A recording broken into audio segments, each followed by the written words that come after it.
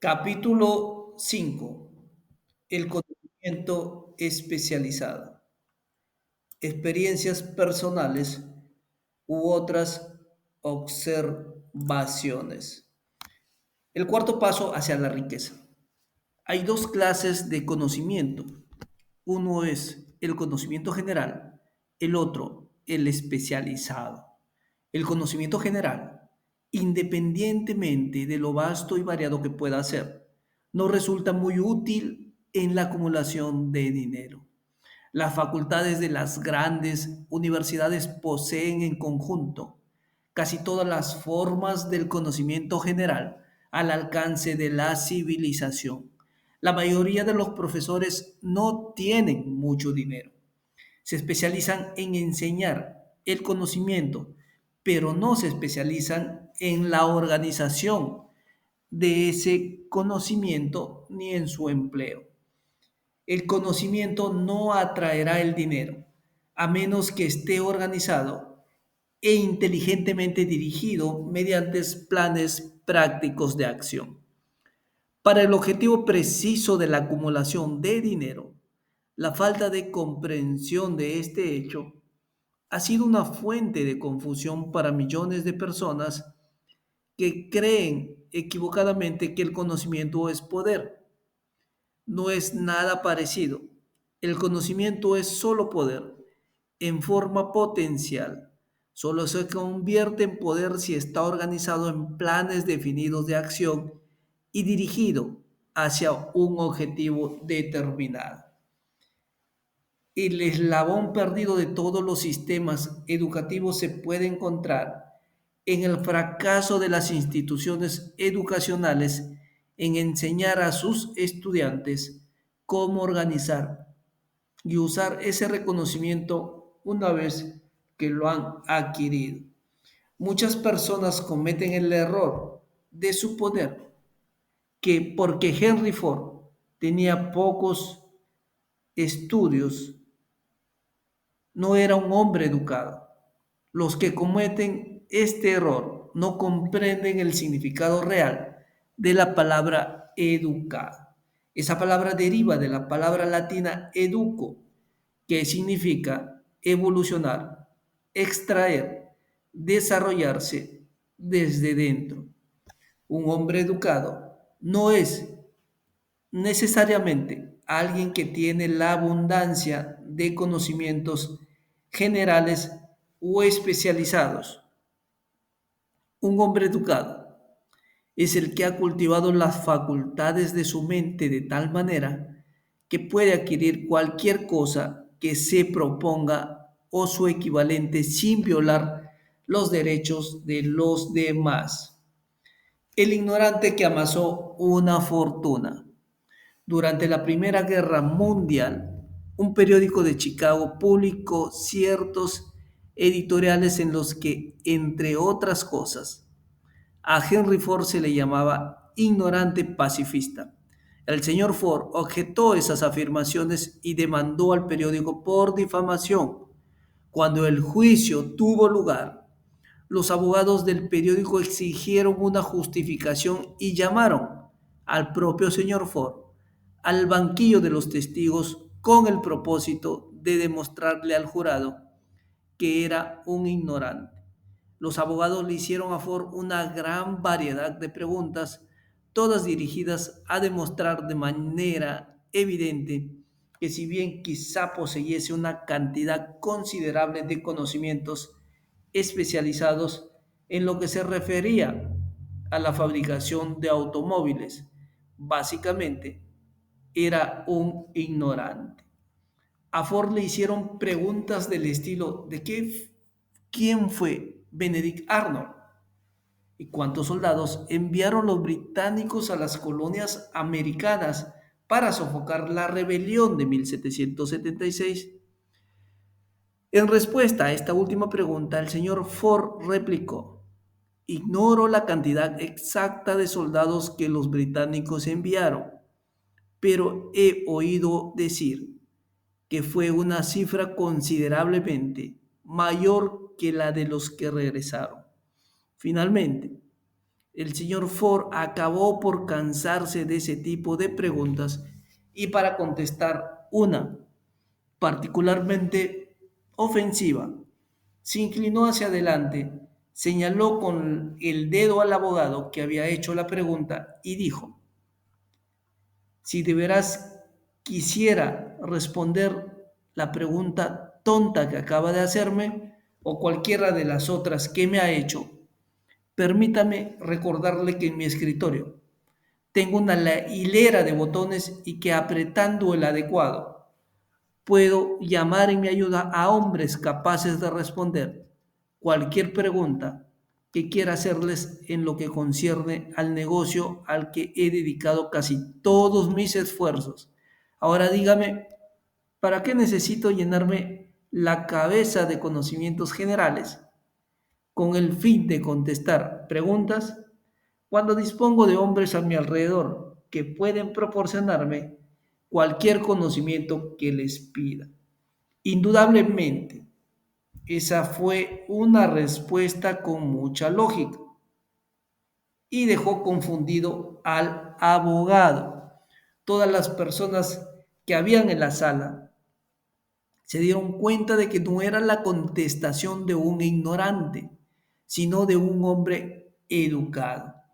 Cualquier hombre es educado si sabe dónde adquirir el conocimiento, cuándo lo necesita y cómo organizar ese conocimiento en planes definidos de acción mediante la asistencia de sus grupos de mastermind. Henry Ford tenía a su alcance todo el conocimiento que necesitó para convertirse en uno de los hombres más ricos de Estados Unidos.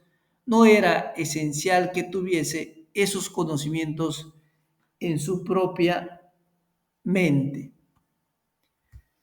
Usted puede obtener todo el conocimiento que necesite antes de que pueda estar seguro de su capacidad para transmutar el deseo en su equivalente monetario. Usted necesitará conocimientos especializados del servicio, mercancía o profesión que se propone ofrecer a cambio de su fortuna.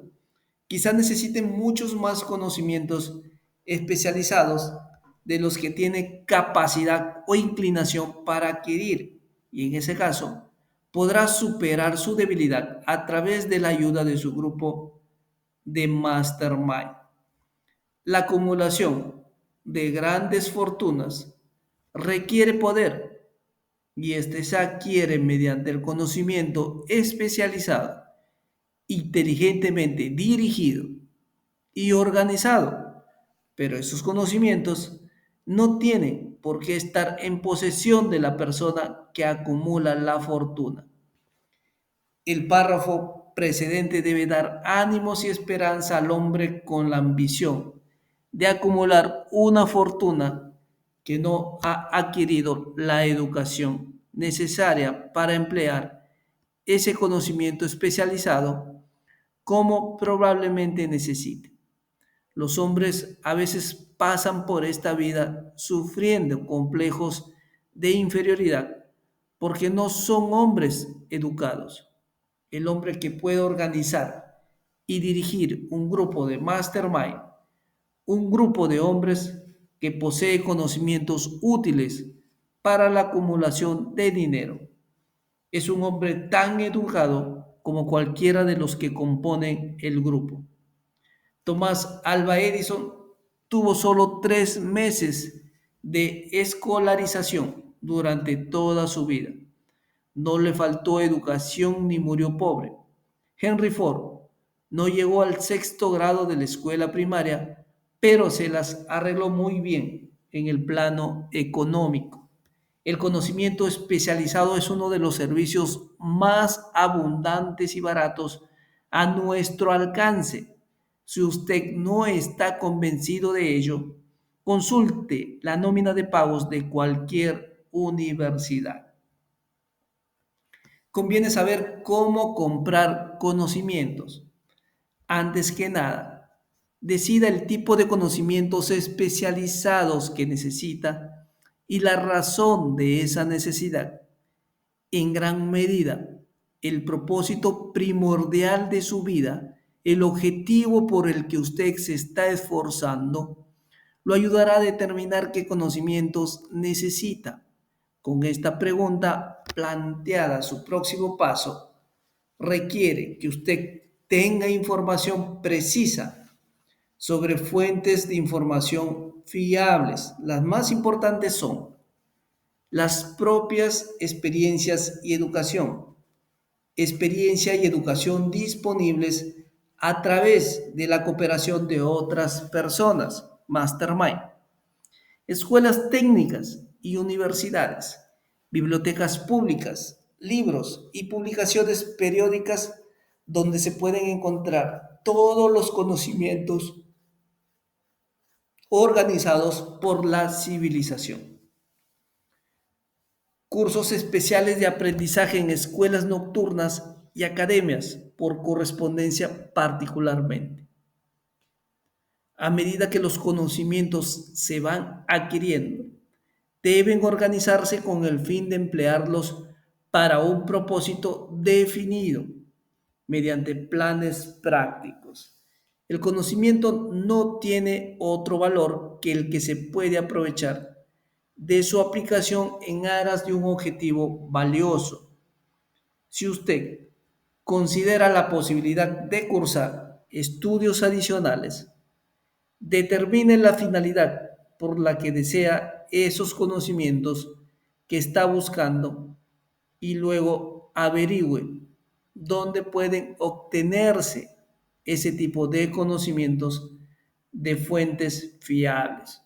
En todas las ocupaciones, las personas que tienen éxito nunca dejan de adquirir conocimientos especializados relacionados con su objetivo principal, negocio o profesión. Aquellos que no tienen éxito suelen cometer el error de creer que la etapa de adquisición de conocimientos acaba cuando uno termina la escuela. La verdad es que la escuela hace muy poco más que mostrarnos el camino de cómo adquirir conocimientos prácticos. La orden del día es la especialización. Esta verdad fue puesta de relieve por Robert Moore, antiguo director de empleo de la Universidad de Columbia, en un artículo periodístico. Los especialistas más buscados. Los candidatos más buscados por las agencias de empleo son personas que se han especializado en algún campo, diplomados en escuelas empresariales, que tengan experiencia en contabilidad y estadística, ingenieros de todo tipo, periodistas, arquitectos, químicos y también líderes destacados y hombres mayores, enérgicos y activos. El hombre que ha sido activo durante sus estudios, cuya personalidad le permite llevarse bien con toda clase de gente que ha hecho un trabajo adecuado en sus estudios, tiene un perfil más favorable que el estudiante más estrictamente académico. Algunos, gracias a sus múltiples y variadas cualificaciones, han recibido variadas ofertas de trabajo y varios, hasta 6. En una carta al señor Moore, en relación con posibles egresados de su universidad, una de las mayores compañías industriales libres en su campo, decía: estamos interesados sobre todo en encontrar hombres capaces de lograr progresos excepcionales en niveles de gerencia. Por esta razón, prestamos particular atención a cualidades de carácter, inteligencia y personalidad por encima de formaciones educacionales específicas. Propi- Proposición de aprendizaje. Al proponer un sistema de aprendizaje para estudiantes en oficinas, tiendas y ocupaciones industriales durante las vacaciones de verano, el señor Moore afirmaba que después de 2 o 3 años de estudios universitarios, a cada estudiante hay que pedirle que elija un curso determinado para el futuro y que disminuya el paso si no ha hecho más que derivar sin propósito definido por un currículum sin especialización académica. Los colegios y las universidades tienen que afrontar la consideración práctica de que todas las profesiones y ocupaciones hoy en día exigen especialistas. Decía, tratando de fomentar el hecho de que las instituciones educacionales acepten más directamente la responsabilidad de la orientación vocacional. Una de las fuentes más fiables y prácticas de conocimientos al alcance de aquellos que necesitan educación especializada son las escuelas nocturnas que funcionan en muchas ciudades grandes. La enseñanza por correspondencia proporciona conocimientos especializados en cualquier sitio a donde llegue el correo y sobre todos los temas que se pueden tratar por el método de enseñanza a distancia. Una de sus ventajas es la flexibilidad del programa, que permite estudiar durante el tiempo libre. Otra ventaja de trabajar en casa, si se ha elegido una academia adecuada, es el hecho de que la mayor parte de los cursos que las academias de enseñanza por correo ofrecen incluyen generosos privilegios de consulta que pueden ser valiosos para el que necesita conocimientos especializados. No importa el lugar de residencia, uno puede aprovechar todas esas ventajas. Una lección de una agencia de cobros. Por lo general nunca se aprecia lo que se adquiere sin esfuerzo y sin coste. Muchas veces se lo desacredita. Tal vez esta sea una de las razones por las que aprovechamos tan poco de nuestra maravillosa oportunidad en las escuelas públicas. La autodisciplina que uno recibe de un programa de estudios especializados compensa hasta cierto punto, la oportunidad desperdiciada cuando el conocimiento estaba a nuestro alcance gratis.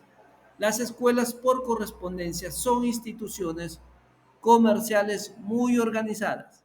Sus tarifas de matrícula y de enseñanza suelen ser tan bajas que se ven forzadas a insistir en la puntualidad y obligatoriedad de los pagos. El verse obligado a pagar al margen de que se obtengan buenas notas o no, tiene sobre el estudiante el efecto de seguir adelante con el curso, incluso cuando preferiría dejarlo. Las escuelas por correspondencia no han resaltado lo suficiente este punto, pero lo cierto es que sus departamentos de cobro constituyen la clase más exquisita de entrenamiento en aspectos tales como decisión, prontitud y el hábito de terminar lo que uno empieza. Aprendí eso por experiencia propia hace ya más de 45 años. Me matriculó en un curso por correspondencia sobre publicidad. Después de haber terminado 8 o 10 lecciones, dejé de estudiar. No obstante, la escuela no dejó de enviarme las facturas. Es más, insistió en que yo efectuara mis pagos al margen de si continuaba estudiando o no. Decidir que, puesto que debía pagar de todos modos un curso a lo que me había comprometido legalmente, completaría las lecciones y obtendría por ellas el valor de mi dinero. En aquellos momentos tuve la impresión de que el sistema de cobro de la escuela estaba demasiado bien organizado, pero más tarde aprendí en la vida que eso formó una parte valiosa de mi entrenamiento, para la cual no había tenido que pagar nada. Al verme obligado a pagar, seguí adelante y terminé el curso en cuestión. Más tarde, descubrí que el eficiente sistema de pago de aquella escuela también fue provechoso para mí, puesto que acabé por recuperar con creces el dinero pagado, ganándolo gracias al curso de publicidad que había terminado tan de mala gana. El camino hacia el conocimiento especializado. Se dice que en Estados Unidos existe el sistema de escuela pública mayor del mundo. Una de las cosas más extrañas acerca de los seres humanos es que solo valoramos aquello que tiene un precio. Precisamente porque son gratuitas, las escuelas y bibliotecas públicas gratuitas de Estados Unidos no impresionan a la gente.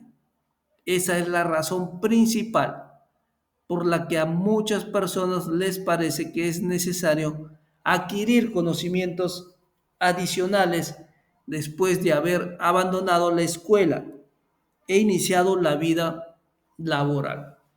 También es una de las razones principales por las que los patronos dan una mayor consideración a aquellos empleados que se matriculan en cursos por correspondencia. Saben por experiencia propia que cualquier persona que tenga la ambición de emplear una parte de su tiempo libre para estudiar en casa posee esas cualidades que son necesarias para el liderazgo. Hay en las personas una debilidad para la que no existe remedio alguno. Es la debilidad universal de la falta de ambición. Las personas, en especial las asalariadas, que programan su tiempo libre para dedicarse a estudiar en casa, raras veces permanecen durante mucho tiempo en los puestos inferiores.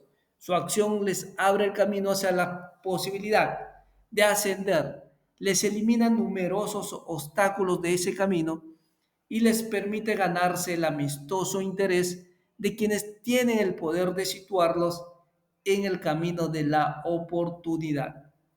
El método de estudiar en casa para obtener conocimientos resulta especialmente adecuado para las necesidades de las personas asalariadas que, tras haber abandonado la escuela, sienten la necesidad de adquirir conocimientos especializados, pero que no disponen de tiempo libre para volver a la escuela. Stuart Austin Weir se preparó como ingeniero de la construcción y siguió esta línea de trabajo hasta que la depresión limitó su mercado al punto de que ya no podía ganar los ingresos que necesitaba. Entonces hizo un inventario de sí mismo y decidió cambiar de profesión y pasarse al derecho. Volvió a la escuela y siguió cursos especiales mediante los que se preparó como abogado mercantil. Completó su preparación y pasó los exámenes finales para obtener el título. A partir de ahí, no tardó en labrarse una carrera muy lucrativa con la práctica de la abogacía, solo para dejar las cosas bien claras y para anticiparme a las justificaciones de quienes dirían, yo no podría ir a la escuela porque tengo que mantener una familia, o bien, soy demasiado viejo para esas cosas. Añadiré que el señor Will tenía más de 40 años y estaba casado cuando regresó a la escuela a estudiar. Al seleccionar cursos altamente especializados en las universidades que estaban mejor preparadas para enseñar los temas elegidos, el señor Will completó en 2 años el trabajo para el que la mayoría de los estudiantes de leyes necesitan emplear 4. Vale la pena saber cómo adquirir el conocimiento. Una idea simple que dio resultado. Consideremos un caso específico. Un vendedor en un supermercado se encontró de pronto sin empleo. Como tenía un poco de experiencia en contabilidad, se matriculó en un curso de contabilidad especial. Se familiarizó con las últimas novedades en la rama contable y equipos de oficina. Y se puso a trabajar por su cuenta. Empezó con el supermercado para el que había estado trabajando e hizo contratos con más de 100 pequeños comerciantes para llevarles la contabilidad, cobrándoles una tarifa mensual muy baja. Su idea era tan práctica que pronto empezó a prepararse una oficina portátil en un pequeño camión de reparto, equipado con máquinas modernas de teneduría de libros. En la actualidad dispone una flota de estas oficinas rodantes y cuenta con un extenso equipo de ayudantes y así puede proporcionar a los pequeños comerciantes un servicio de contabilidad equivalente a los mejores a un precio muy bajo. El conocimiento especializado sumado a la imaginación fue el ingrediente de este negocio peculiar y provechoso. El año pasado el propietario de este negocio pagó en impuestos sobre la renta casi 10 veces más de lo que el supermercado donde trabajaba pagó por impuestos. El comienzo de ese provechoso negocio fue una idea, ya que yo tuve el privilegio de proporcionarle esa idea al vendedor sin empleo. Me tomó ahora el privilegio aún mayor de sugerir otra idea que tiene la posibilidad de ingresos todavía mayores. Esta me la sugirió el vendedor que dejó las ventas para vender el negocio de la contabilidad en base de mayorista. Cuando le sugerí ese plan como solución a su problema de desempleo, exclamó enseguida: me gusta la idea, pero no sabría cómo convertirla en dinero. En otras palabras, se estaba quejando de que no sabía cómo comercializar sus conocimientos de contabilidad después de haberlos adquirido. Así, eso generaba otro problema que había que resolver con la ayuda de una joven mecanógrafa que podía escribir toda la idea. Preparó un librito muy atractivo donde se describían las ventajas del nuevo sistema de contabilidad. Las páginas se hallaban cuidadosamente meconografiadas y pegadas en un álbum que se usaba como una especie de vendedor mudo, donde la historia de este nuevo negocio se relataba con tanta eficacia que muy pronto su propietario empezó a tener más clientes de los que podía entender. Un plan probado para conseguir el empleo ideal. Hay miles de personas en todo el país que necesitan los servicios de un especialista en ventas capaz de prepararles un currículum atractivo para ofrecer sus servicios personales.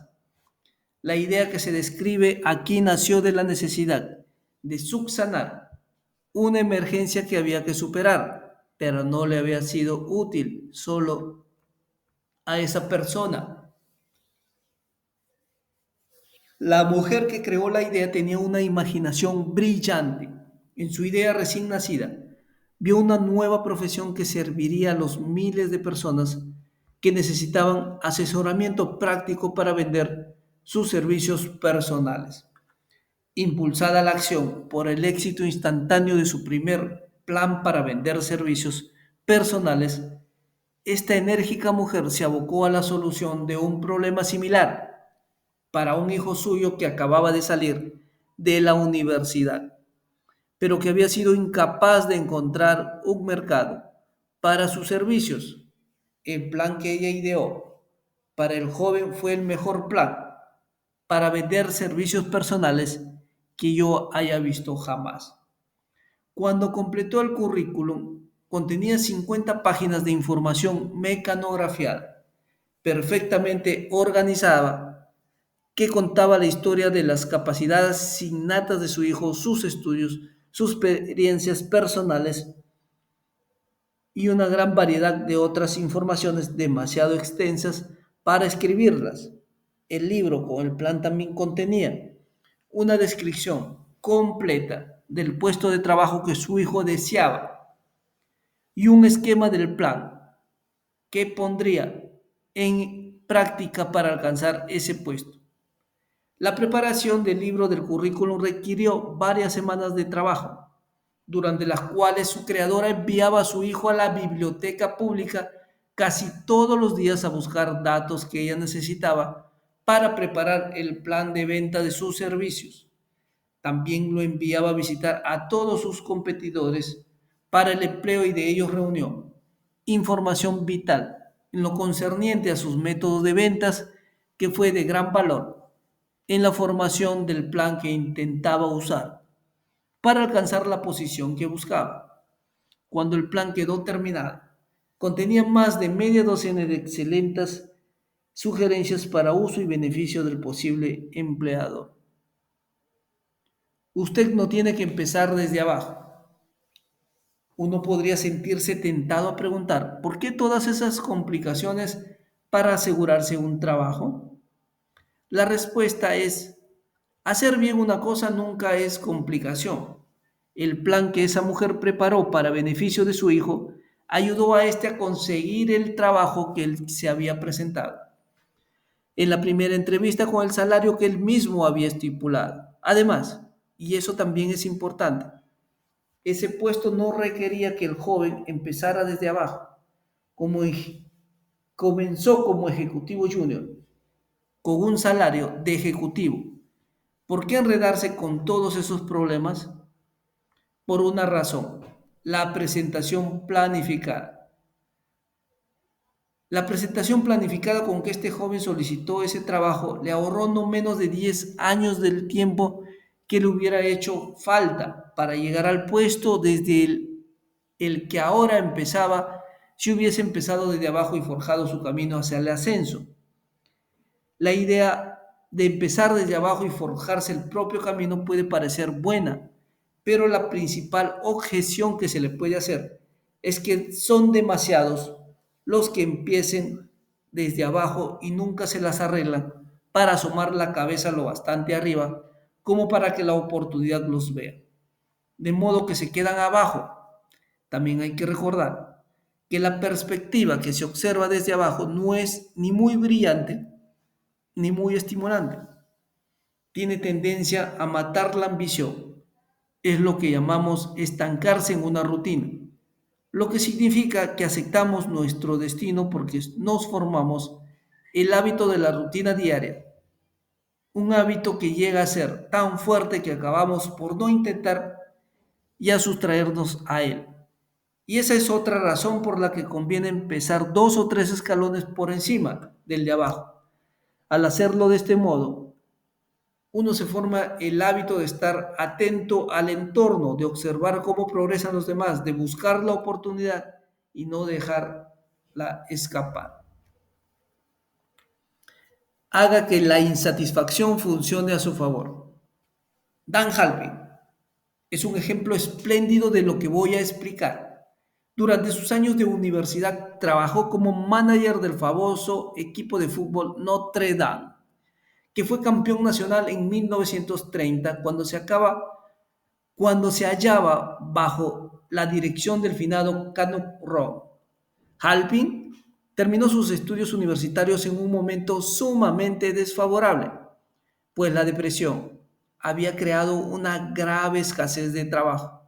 Así que después de aventurarse un poco en las inversiones y en el mundo del cine, aprovechó la primera oportunidad con un futuro potencial, vendiendo audífonos eléctricos a comisión. Cualquiera podía empezar en un trabajo así, y Halpin lo sabía. Pero ese trabajo le bastó para abrir las puertas a la oportunidad. Durante casi 2 años siguió haciendo lo mismo a disgusto y nunca hubiera progresado si no hubiese hecho algo con respecto a su insatisfacción. En un principio aspiró al puesto de gerente de ventas de su compañía y obtuvo el trabajo. Aquel paso hacia arriba lo puso lo bastante por encima de los demás como para permitirle ver una oportunidad todavía mayor. Además lo colocó en un lugar donde también la oportunidad podía verlo. Alcanzó una cifra tan elevada de ventas de audífonos que A. M. Andrews, el directivo principal de Dictograph Products Company, una empresa competidora de la compañía para la que Halpin trabajaba, quiso conocer a ese hombre llamado Dan Halpin, quien estaba quitándole tantas ventas a la Dictograph Company. Mandó llamar a Halpin. Cuando la entrevista terminó, Halpin era el nuevo gerente de ventas de la Coasticon Division Entonces, para poner a prueba la entereza del joven Halpin, Andrews se fue durante 3 meses a Florida, dejándolo solo para que nadara o se hundiera, pero no se hundió. La filosofía de Canoe Rock, de que todos adoran al ganador, pero no tienen tiempo para el perdedor, lo inspiró para esforzarse tanto en su trabajo que lo eligieron vicepresidente de la compañía, un puesto que muchos hombres estarían muy orgullosos de alcanzar tras 10 años de leales esfuerzos. Halpin lo consiguió en poco más de 6 meses. Uno de los puntos importantes que intento destacar con esta filosofía es que escalamos hasta las posiciones más elevadas o nos quedamos abajo debido a condiciones que podemos controlar si deseamos controlarlas. Sus socios pueden no tener precio. También estoy tratando de poner de relieve otro asunto y es el siguiente. Tanto el éxito como el fracaso son en gran medida el resultado del hábito. No me cabe la menor duda de que la estrecha asociación de Dan Halpin con el mejor coach de fútbol en los Estados Unidos plantó en la mente de Halpin el mismo tipo de deseo por sobresalir y superarse que hizo del Notre Dame un equipo mundialmente famoso. Desde luego, hay algo en la idea del culto al euro que resulta útil siempre y cuando uno venere a un ganador. Mi creencia en la teoría de que las asociaciones comerciales son factores vitales, tanto en el fracaso como en el éxito, fue claramente demostrada cuando mi hijo Blay estuvo negociando con el señor Halpin en su puesto de trabajo. Halpin le ofreció un salario inicial de más o menos la mitad de lo que hubiera obtenido en una compañía rival. Yo ejercí mi presión como padre para inducirlo a aceptar su trabajo junto a Halpin, porque estoy convencido de que la estrecha asociación con alguien que se niega a comprometerse con circunstancias que no son de su agrado es un bien que nunca se puede calcular en dinero. Estar abajo es hallarse en un sitio pesado, inaprovechable y monótono para cualquiera. Por eso me he tomado tiempo para describir la forma en que los comienzos desde abajo se pueden eludir con una adecuada planificación. Haga que sus ideas rindan beneficios por medio del conocimiento especializado. La mujer que preparó el plan de ventas de servicios personales para su hijo recibe ahora cartas de todas las partes del país en los que le piden su cooperación para preparar planes similares para otros que desean vender sus servicios personales por más dinero. No debe suponerse que su plan consista solo en una política de ventas inteligente, mediante el cual ayuda a hombres y a mujeres a pedir y recibir más dinero por los mismos servicios por los que hasta ahora habían ganado menos. Se hace cargo de los intereses del contratante, además de los del vendedor de los servicios personales, y prepara sus planes para que el empleador reciba un valor rotundo por el dinero adicional que paga. Si usted tiene imaginación y busca una salida más aprovechable para sus servicios personales, esta sugerencia puede ser el estímulo que ha estado buscando. La idea es capaz de proporcionarle unas entradas mucho mayores que las del médico, el ingeniero o el abogado estándar, cuya educación ha requerido varios años de universidad. No existe un precio fijo para las buenas ideas. Detrás de todas las ideas hay conocimientos especializados, por desgracia, para aquellos que no encuentran riqueza en abundancia. El conocimiento especializado es más abundante y se adquiere con más facilidad que las ideas, debido a esta verdad universal que hay una gran demanda y oportunidades cada vez mayores para las personas capaces de ayudar a hombres y mujeres a vender ventajosamente sus servicios personales. La capacidad entraña Imaginación, cualidad necesaria para combinar los conocimientos especializados con las ideas en forma de planes organizados, pensados para alcanzar la riqueza.